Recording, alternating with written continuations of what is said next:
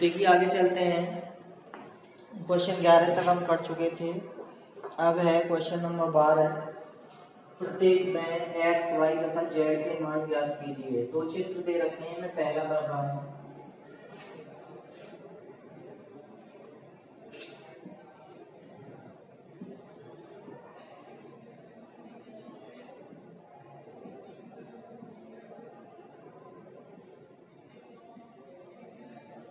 देखिए ऐसे करके एक चित्र बना हुआ है, कह रहा है कि एक्स वाई जेड के मान बताओ।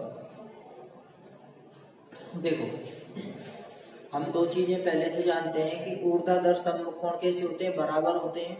और एक रेखा के ऊपर जब एक कोई किरण खड़ी होती है तो जो रैखिक युग्म बनता है वो 180 के होते हैं। तो यहाँ पे हम देखते हैं कि एंगल एक्स जो है वो 55 के बराबर होगा। देखो मैं कहूंगा कि x इक्वल टू 55 डिग्री होगा। क्यों होगा बताओ? क्योंकि जब दो रेखाएं एक दूसरे को काटती हैं तो आमने सामने के जो कोण बनते हैं वो बराबर होते हैं। तो यहाँ पे मैं लिख दूंगा ऊर्ध्वाधर सम्मुख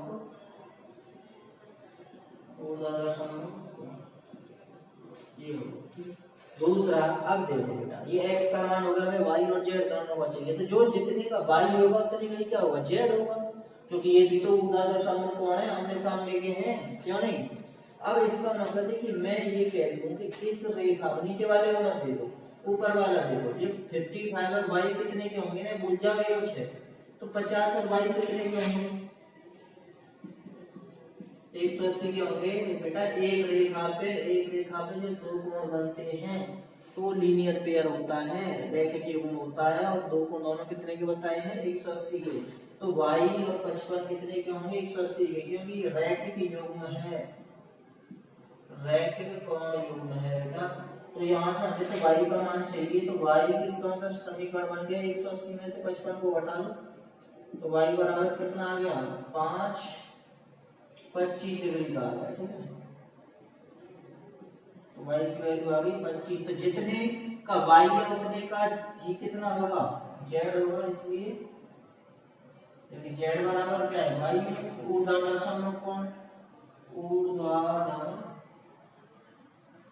सम्मुख कोण, यहाँ पे सामने ये कोण, तो z बराबर भी कितना होगा, 25 ही होगा। ये बात समझ में आ रही है ना। देखो सबसे पहले x कितने का है, कितने का, 55, y कितने का है, 55 और y 180, तो वो 25 आ गया। तो जितना है y के उतना z होगा, ऊर्ध्वाधर सम्मुख कोण। ठीक है, ऐसे ही हम क्वेश्चन नंबर 2 की बात करेंगे। ठीक है, ऐसे करके दो रेखाएं काट रही हैं, यहाँ पे एक किरण दे रखी है ऐसे। तो ये हमारा 25 डिग्री का, ये है हमारा यहाँ पे x, यहाँ पे 40 डिग्री, और यहाँ पे है y, और यहाँ पे z। सबसे पहली बात देखो बेटा, हमने सामने कौन 40 और z सामने आमने हैं, तो z बराबर लिख देंगे 40 अंश। क्यों, सामने कारण भी देना होता है। तो ऊर्ध्वाधर सम्मुख कोण, आमने सामने के कोण है, इसलिए z और 40 क्या होंगे, बराबर होंगे। अब ध्यान दो बेटा, अगर देखिए अब मैं कहूँ हमें z पता चल गया, z और y कितने के होंगे बताओ। मैं कह रहा हूँ कि y प्लस z कितने के होंगे, 180 के होंगे।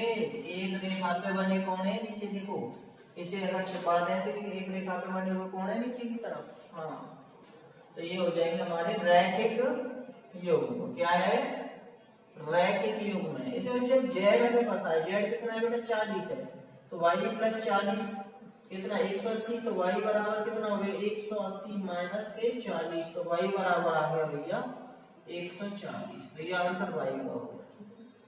अब हमारा वैल्यू रह गया, z हमने बता दिया, y बता दिया। अब एक बात और है भाई, हमारा रह गया है क्या, x।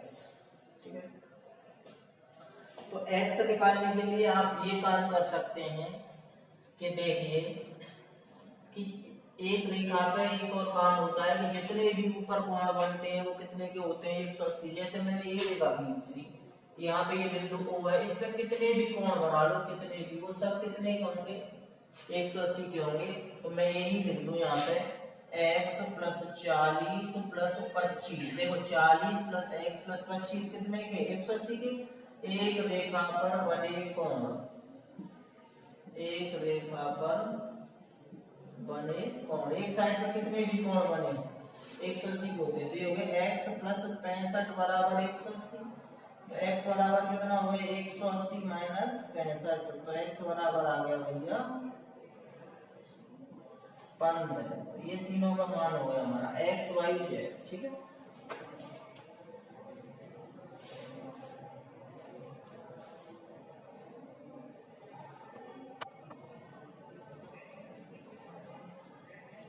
देखिए क्वेश्चन नंबर 13 है, रिक्त स्थानों की पूर्ति कीजिए।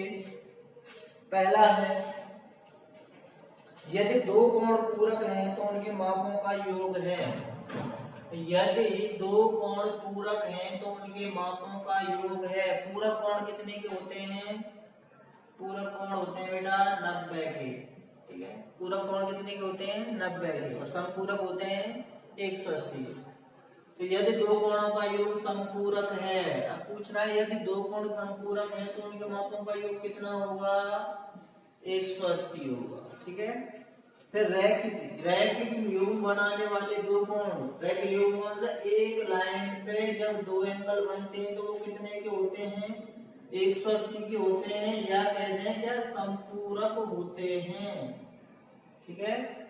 हाँ, यदि दो आसन्न कोण समपूरक हैं तो देखिए आसन्न कोण कौन से थे, जिनमें एक उभयनिष्ठ बिंदु होता था, एक उभयनिष्ठ भुजा होती थी। तो आसन्न कोण अगर समपूरक हैं तो वो कैसे होंगे, वो रैखिक युग्म जरूर होंगे। समपूरक हैं तो रैखिक युग्म होंगे, और रैखिक युग्म में तो समपूरक होंगे।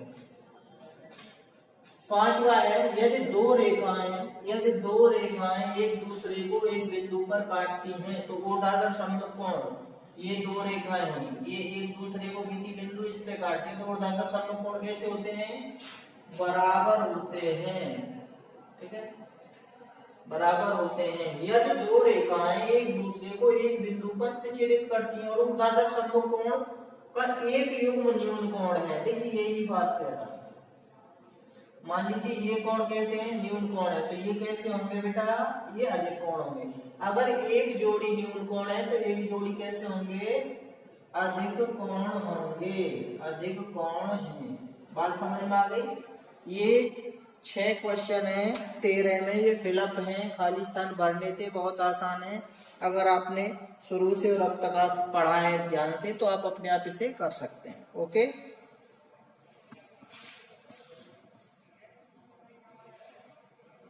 और वीडियो पॉज करके लिख लिया करो बेटा। देखो बेटा क्वेश्चन नंबर 14 कह रहा संलग्न आकृति में निम्नलिखित कोण युग्मों को नाम देना है। कौन कौन से नाम है, देखिए पहले कह रहा है कि ऊर्ध्वाधर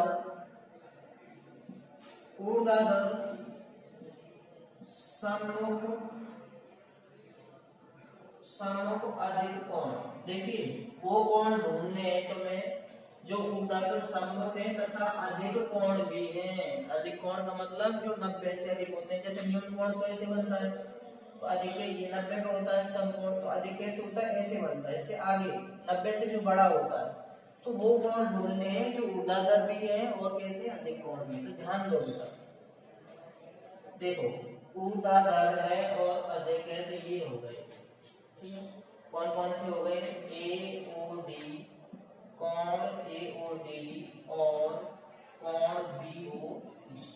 देखो बेटा 90 से बड़ा है, 90 से बड़ा है, और ऐसे ही तो असम्मुख कोण भी है और अधिक कोण भी है। दूसरा है आसन्न पूरक कोण। आसन्न कोण भी है, आसन्न कोण भी है और कैसे पूरक 180 के भी, आसन्न भी है और 180 के भी है। तो मैं ये ले रहा हूं BOE, कोण BOE और कोण DOE। देखो और BOE, और DOE में O कॉमन है, ये कॉमन भुजा है, आसन्न भी है और 180 के भी है। तीसरे में कह रहा है कि आसन्न संपूरक कोण,